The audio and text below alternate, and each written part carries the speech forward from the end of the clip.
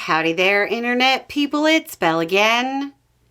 So today, we're going to talk about Trump losing the Middle East. A number of events in the Middle East are showcasing exactly how much the United States has weakened. It's a cascade of bad news for current American foreign policy, and it signals a much weaker United States. Okay. So first we have the U.S. push to try to get Afghanistan to allow the U.S. back into the country, specifically at Bagram Air Base. While some reporting suggests talks are still ongoing, public statements from officials in charge in the country dismiss the idea out of hand. An official in the foreign ministry said, quote, "Throughout history, Afghans have not accepted a military presence, and this possibility was completely rejected during the Doha talks and agreement. But the doors are open to other engagement." Now, the U.S. statement on why it wants to go back deals with China, but there might be more to it. Another development is that Saudi Arabia and Pakistan have strengthened their long-standing military pact, and it's now official. Saudi Arabia is under Pakistan's nuclear umbrella. The fact that a regional power with long-standing ties with the U.S. thought this was needed is very telling. Most analysts believe the kingdom making such a show of this was a signal to Israel after their recent strike in Qatar.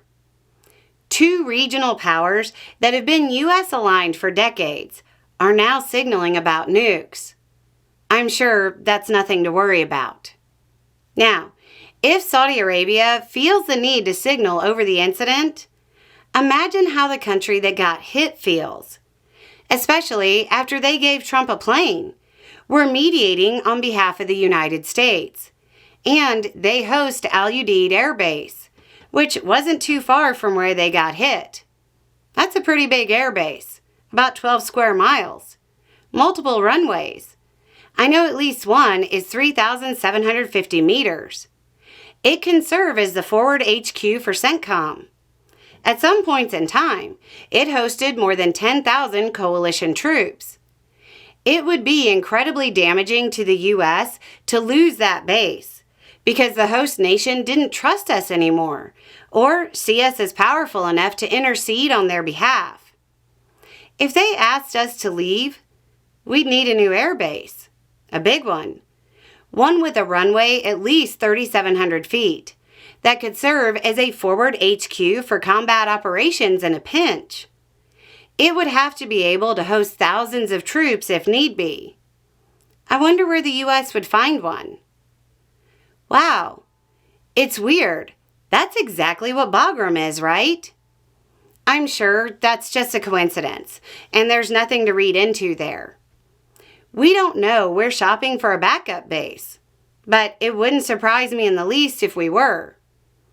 The U.S. is absolutely losing its power in the Mideast. Now, if the U.S. was transitioning to renewables, this would be fantastic news, really. We need to deprioritize the Mideast. But if we're still trapped using dirty, obsolete, more expensive energy sources like oil, we're going to be stuck in the Middle East. Oil is a global market, so the drill baby drill routine doesn't fly here. We're seeing pretty big signals that the U.S. is being sidelined in the Mideast. Without renewables, the U.S. will end up getting sucked into conflicts there. This is a big Chesterton's fence moment. Anyway, it's just a thought. Y'all have a good day.